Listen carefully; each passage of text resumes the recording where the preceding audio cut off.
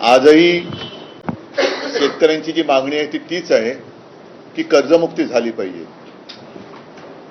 आता माझ्या माहितीप्रमाणे अतिवृष्टीनंतर आज का उद्या केंद्राचं पाहणी पथक येणार आहे आणि या पाहणी पथकाचा दौरा जो काही माझ्या निदर्शनास आलेला तो केवळ 2-3 दिवसाचा आहे। 2-3 दिवसामध्ये एवढ्या मोठ्या मराठवाड्याचा दौरा आणि संपूर्ण महाराष्ट्राचा हे केंद्रीय पथक करणार कसा, कुठे नेमकं जाणार आणि त्याच्यानंतर त्यांना नुकसानीचा अंदाज आल्यानंतर ते प्रस्ताव कधी पाठवणार।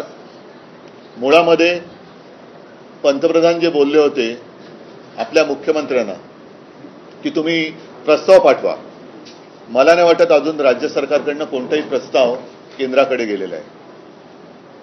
हे थोडं आहे म्हणूनच आज सुरेची बातमी आलेली आहे की पीक विम्याच्या नुकसान भरपाई पायी अवघे 2 रुपये आणि काही पैसे हे आपल्या ठाणे पालघर जिल्ह्यातल्या शेतकऱ्याला मिळालेले आहेत। म्हणजे ही थट्टा चाललेली आहे।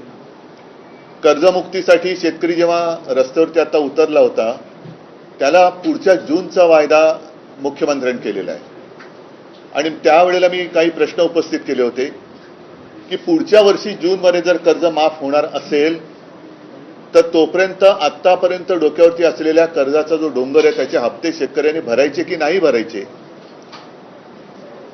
आता जो रब्बीचा हंगाम येतोय त्याच्यासाठी नवीन कर्ज कसं मिळणार, कारण जमीनच गेलेली आहे वाहून।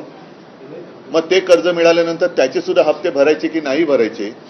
आणि सगळ्यात महत्त्वाचा प्रश्न म्हणजे जे एक अतर्क्य असं विधान मुख्यमंत्र्यांनी केलेलं आहे की बँकांचा फायदा होईल कर्जमाफी केली तर, म्हणून आम्ही कर्जमाफी करत नाही आहोत।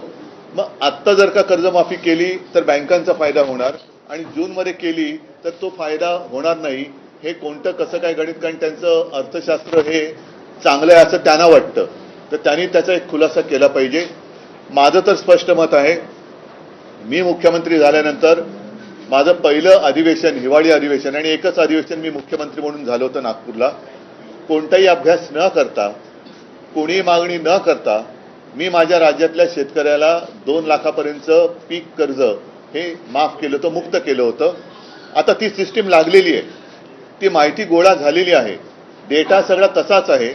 मग जी योजना आम्ही यशस्वीपणाने अंमलात आणून दाखवली होती ती संपूर्ण सिस्टीम तशी आहे, डेटा तसाच आहे। तर त्याच महात्मा फुले कर्जमुक्ती योजनेचा दुसरा टप्पा सरकारने आता जाहीर का करू नये? आता जाहीर करू शकतं ते, कारण सगळं त्यांच्याकडे माहिती आहे, आम्ही कसं केलं काय केलं हे सगळं माहिती आहे। शेतकरी आजही मी कुठे गेलो तरी सांगतो की साहेब तुम्ही आमची कर्जमुक्ती केली, कर्जमाफी केली, या सरकारला करायला लावा। म्हणजे आम्ही केलं होतं हे आता लोकांनी मान्य केलेलं आहे आणि कोणाला विचारलं तर लोक सांगतात की तुम्ही केली होती। तर तो सगळं पूर्ण यंत्रणा तिकडे आहे, डेटा आहे, त्याच्यात आणखीन काही सुधारणा असेल तर ती करा, पण डेटा आहे। आम्ही कोणती अट शर्ती बिरती अभ्यास कोणती